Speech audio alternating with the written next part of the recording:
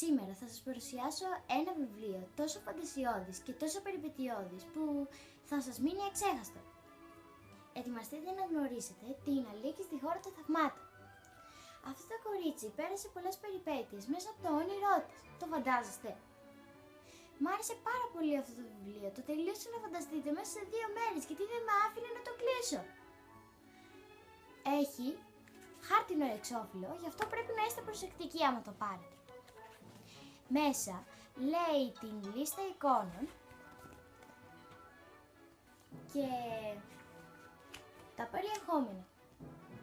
Στην αρχή λέει και κάποια ποίηματα.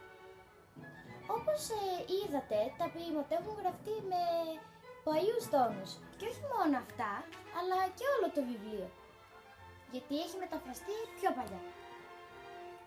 Αυτό το βιβλίο το βαθμολογώ με 5 αστέρια. Θα προχωρήσουμε το επόμενο βιβλίο. Εγώ, η μαμά και τα μυστήρια. Η συγγραφέας έχει βγάλει 2 βιβλία. Το πρώτο ονομάζεται «Κατά λάθος Detective». Η Έμιλι, το κοριτσάκι που βλέπετε στην εικόνα, μετακόμισε σε ένα καινούριο σπίτι. Σε αυτό το σπίτι αναποδηγύρισε μια ταμπέλα που έλεγε ανοιχτά και από τότε άρχισαν όλες οι περιπέτειες. Φανταστείτε, από μια ταμπέλα. Το δεύτερο βιβλίο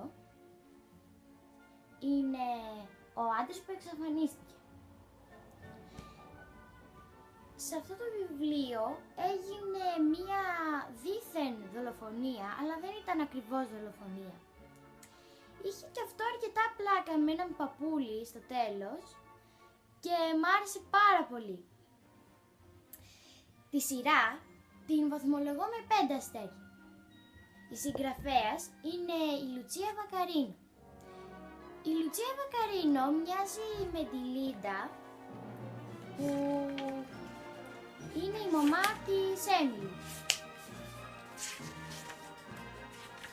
Σε κάθε αρχή του κεφαλαίου έχει και μια εικόνα. Να. Κοιτάξτε, δεν μοιάζει πάρα πολύ η Λίντα και τη Λουτσία Βακαρίνο? Αυτό λέω κι εγώ.